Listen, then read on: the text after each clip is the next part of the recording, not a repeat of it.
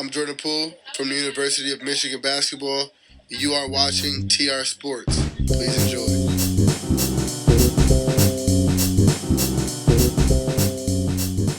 Hello, everybody, and welcome back to TR Sports. I'm your host, Toby, and, we have a couple weeks of summer left, so we're going to enjoy it while we have it.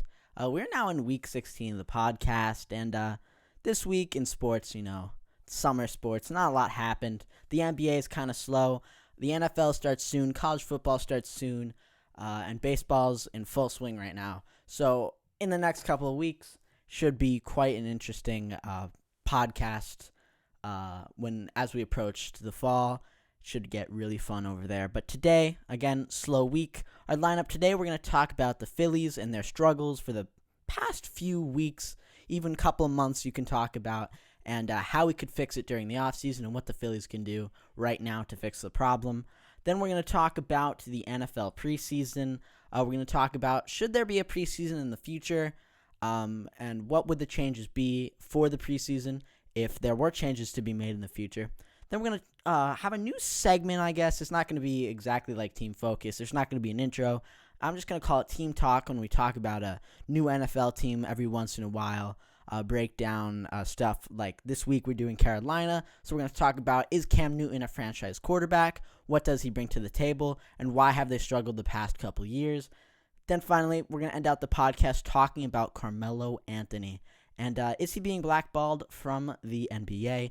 But before we talk about our first stories, which I said was the Phillies, a couple minor things happened around sports. One of them being Dwight Howard being signed with the Lakers. I don't think it's a big story. I think the Lakers saw Dwight Howard as a big name, needed a center after DeMarcus Cousins tears his ACL, picks up Dwight Howard. It's an unguaranteed contract, which is certainly interesting for the Lakers, but I'm sure Dwight wants to be in LA, and I'm sure he wants the spotlight and wants to prove himself as a top center once again. I don't think it means much. I don't think he's going to be great. He'll be fine. But the Lakers got a lot of big names and personalities, and that's just another one on the roster. And we'll see how he does. It was a decent pickup. What can you say? Not too many great centers in the league right now, so I'm sure the Lakers like that addition, along with players like JaVale McGee. So let's get into our first story. The Philadelphia Phillies. They have been one of the most inconsistent teams the whole year. Comes out really hot, great offense, good pitching, good enough pitching. But then in the middle, they started to slow down, had some struggles, picked it back up again, lost it again, picked it back up again, and then lost it again. And that's where we are now. A lot of interesting developments with the Phillies. They're just so inconsistent every night. They beat the Diamondbacks 7-3, then lose to the Diamondbacks 8-4, then again the next night lose to the Diamondbacks 6-1. I mean, this team's just wildly inconsistent. Here's another example. Lose to the Giants 9-6, and then come back to beat the Giants 3-1 the next day. So there's a lot of inconsistency on the Phillies team. They were on a 4-game winning streak, and then they lost it. All that momentum from the Bryce Harper Grand Slam propelled them into making a little run, but then it was cut short in their tracks. But recently, the Phillies haven't been god-awful. They haven't been good. Dating back to 8/15, the Phillies beat the Cubs 7-5, then beat the Padres 8-4, then lost to the Padres 5-3, then lost to the Padres again 3-2, beat the Padres, then changed his series to the Red Sox, beat them 3-2. Then the Phillies again the next night, 8/21, beat the Red Sox 5-2. So they haven't been terrible of late. They haven't been that bad, They haven't. This is certainly not the worst time for the Phillies right now. But again, they're wildly inconsistent. And why is that? There's a bunch of things you can point out about the Phillies. Sometimes their offense is terrible. Sometimes it's the bullpen, and sometimes it's the starters. And I think it's a mix of all three. Easily top 5 worst starting rotation in the MLB. There's only a couple teams like maybe the Marlins and Baltimore who have worse starting rotations, but the Phillies, it's certainly not good. Pitchers like Zach Eflin, not a great pitcher. I think we can say that at this point. Nick Pivetta, who's a young guy, but he's struggling mightily. in the majors, and you have Aaron Nola. And Aaron Nola is the reason the Phillies bullpen is not, the Phillies starting rotation is not the worst in the league. If it wasn't for Aaron Nola, Cy Young candidate last year, this Phillies rotation would be terrible. And there's a bunch of names in that Phillies rotation that some people might not even know. Guys like Drew Smyly, who was cut from the Pirates. He's starting games for the Phillies, and you kind of sit there and you're like, who is this guy, right? Like, yeah, terrible rotation for the Phillies. So that's an issue for the Phillies a lot. Guys like Vince Velasquez, again, another starting pitcher, wildly inconsistent, can come out, pitch a dominant 9-inning game, then the next day get taken out in the third, and you're sitting there like, can we find some footing? Can we find consistency? And it seems like with the Phillies, there's never really solid consistency. Another issue is the bullpen. And, I believe if the Phillies bullpen was all healthy, they would not be that bad. They would be a fine, even good bullpen for the Phillies. They could even be great. But they're all injured. Everybody on that bullpen is injured. Guys like Sir Anthony Dominguez, Tommy Hunter. We've talked about this many times on the podcast, but they're all injured. So the Phillies bullpens is an issue, holding them back. Their closer pretty much this season has been Hector Neris, who's a fine reliever. Should he be a closer on a team that's trying to make the playoffs? No. So that is an issue for the Phillies also. And finally, the Phillies offense is maybe the most inconsistent on the team. Every night, it's an in-and-out night, every night. Sometimes they beat a team 9-0, other times they lose 9-0. And you're sitting there like, how can a team have such a good offense on paper and be so inconsistent in the actual game? It's interesting. The Phillies are an interesting team. I'm curious what they do in the offseason. I believe they should pick up a guy like Garrett Cole, or at least a player that's not a fringe starter, so they can get a real pitcher on the team that's not Aaron Nola. So I believe the Phillies might miss the wild card by a couple games, or they could go on some crazy run to make the wild card. But so far, the season has been a failure, and I'm curious to see what happens next for the Phillies. Certainly an interesting team to watch, and as a Phillies fan, I see a lot of them. So that concludes this Phillies segment. It's a big mess right there in Philly right now, but I'm sure there'll be even more winning streaks and plenty more losing streaks for the Phillies coming up this season. So next on TR Sports, we're going to be talking about the NFL preseason. What should they do about it? Should they add playoff games? Should they get rid of the preseason games and extend the rate? There's so many things to talk about with that. So that's up next on TR Sports.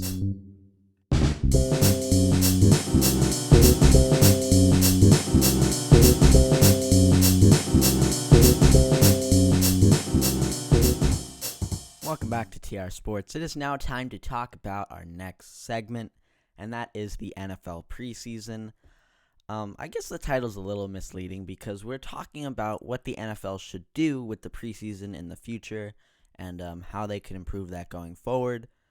So, there's a couple things I think the NFL should do, and that's number one, adding more joint team practices. I believe in the future there'll be less preseason games and more NFL joint team practices.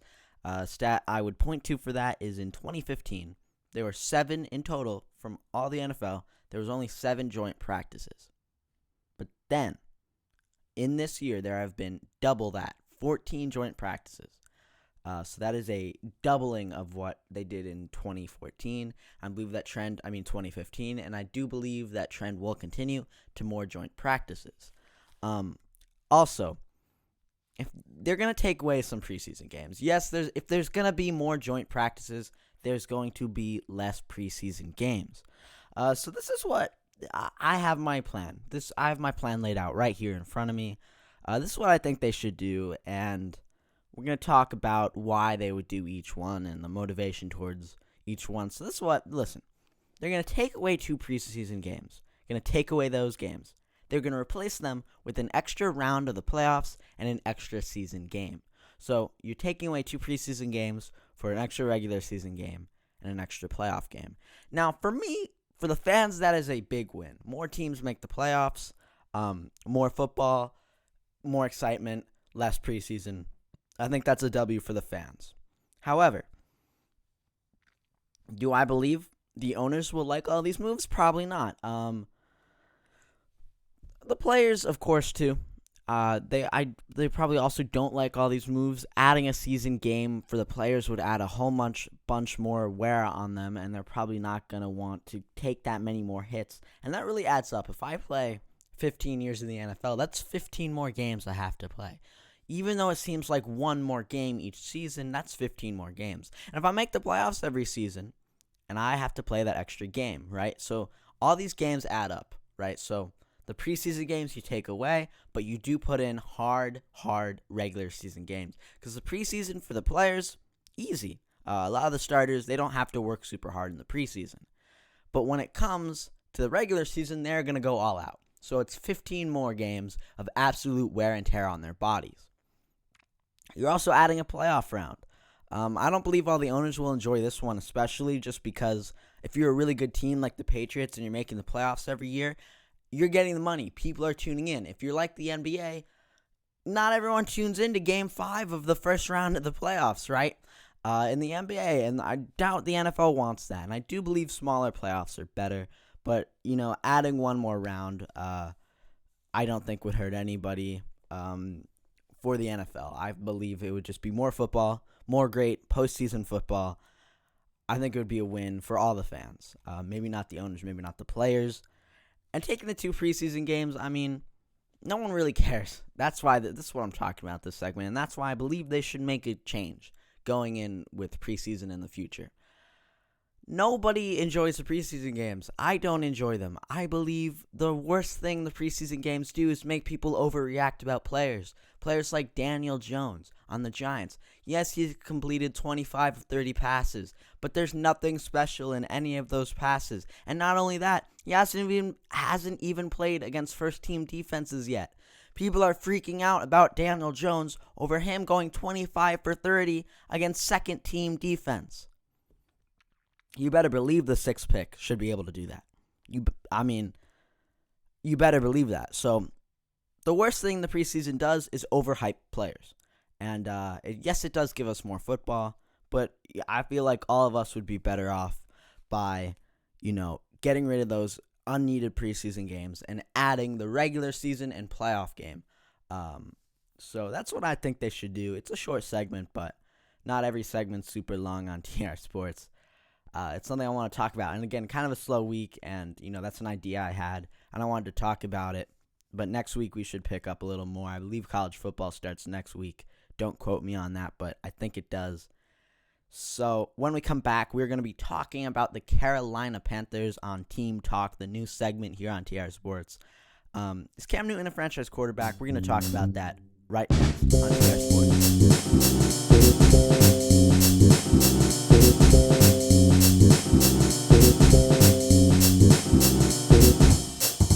Welcome back to TR Sports. It is now time for Team Talk, our brand new segment right here on TR Sports. The segment is that we talk about a different NFL team. Not really every week, but whenever, there's not a lot to talk about, or when I just want to talk about a certain team or something happened to this team and I want to talk about them. So let's get right into it. The Carolina Panthers I wanted to talk about mostly because of Cam Newton, who had some injury. I didn't really look crazy into it, but he's injured for a little bit, I think. But is he your franchise quarterback? And I think this team is really interesting because they got a lot of good players. Guys like Luke Kuechly, one of the best linebackers in the league. Guys like Christian McCaffrey, who doesn't get any credit for easily being a top 3 running back, is also on that team. And then you have Cam Newton. Cam Newton's an interesting guy. Comes out of college, wins Heisman at Auburn, number 1 pick, or number 2 pick, something top 3 pick, goes to Carolina, has a great start to his career, almost has a perfect season a couple seasons later, then goes to the Super Bowl, loses to the Broncos, Peyton Manning's Broncos, and goes home after that. So since then, the Panthers have not been a perfect team by any means. But they're certainly an interesting team to talk about. And my question that I really wanted to talk about for this segment is Cam Newton your franchise quarterback? And personally, I believe he was a franchise quarterback. He was the guy to lead your team to the Super Bowl. But he is not anymore. There's so many statistics saying that Cam Newton is going to go down the drain in 5 years. Why is the man always injured? And that is because out of all the quarterbacks in the league, he takes the most hits. Cam Newton has a reckless style of play. He takes so many hits. And if you ever watch any film on Cam Newton, which I did briefly, there are so many hits. When he scrambles, gets hit hard. This man takes an incredible amount of hits. And that wear and tear, especially in football on your body, that's going to blow you out. And I believe in 5 years, Cam Newton is not going to be anywhere near what you need to win a Super Bowl. And right now, would I keep Cam Newton if I was the Panthers? Yes, I would give it another go. They have a nice core and they have a nice team to build off of Cam Newton. But if I'm in 2 years and I have a top 10 pick, and there's a quarterback that I like or I might want to take, if I'm the Panthers, I'm going to do that. I'm going to pull the trigger instantly. Cam Newton has issues. He has some real issues. And the main issue is the amount of hits he takes. And I feel like that's going to come back to bite him. That's what I think. And as I just said, I believe in 2 years, they're going to probably take a good quarterback, replace Cam Newton with that quarterback. He's got a couple years left in the tank probably. As I said, keep him as the starter this year. Now let's talk about Christian McCaffrey, also on the Panthers. Man, this kid is good, and nobody ever talks about him, and I don't really understand why. He's been underrated since he's come out of college, and this man, he is a workhorse. He is a work horse. He puts in all the effort all the time, and you could see it on the field. Top fantasy running back every year. He was actually the top, very best fantasy running back last year. And still nobody is talking about him, not even in fantasy football. And this Panthers team really are overlooked this year. After last year, they came off to a good start, but then fell apart down the stretch. And that seems like they have a chip on their shoulder this year. It really does. And they have the pieces to make a run. Am I saying the Carolina Panthers are a Super Bowl contender? No. Are they a playoff contender? Certainly. And people are really overlooking even playoff contention for the Panthers right now. And you got guys like Luke Kuechly, who a couple of years ago had, a great season. He had a great season. He slowed down a little, but he is still a top 3 linebacker. And these 3 guys, defense, offense, and offense, which is Christian McCaffrey, Luke Kuechly, and Cam Newton, that's the core they're going to work off of. And I believe they're going to do something this year that propels them to the playoffs. And this is my dark horse playoff team. I do believe they have potential this year. I don't believe Cam Newton can be your franchise quarterback for much longer after this year. But this is another one of those interesting teams, and we haven't even talked about them once on the podcast. So this is what I think about the Panthers. Dark horse team to make the playoffs, and they got a lot of talent on the roster, a lot of talent that's not talked about, including Luke Kuechly, but especially Christian McCaffrey. And they're all being led by Cam Newton, who had potential coming out of college, performed on it, has slowed down a little bit, especially because of injury that is really holding him back. So that's what I believe the Carolina Panthers can do in the league. And I do believe that they have some bright spots ahead of them this year, maybe even 11 wins. I'm telling you, this team can do it, but they do have to prove it. But I believe they do have a chip on their shoulder, and they're going to work for it. So that is the Carolina Panthers. When we come back, we're going to do our final segment of the podcast. We're going to talk about Carmelo Anthony. It's more of a real opinion segment, kind of like this one, where we're going to talk about, do I think Carmelo's being blackballed, and are we using the term blackballed too much in today's sports? So that's right here on TR Sports.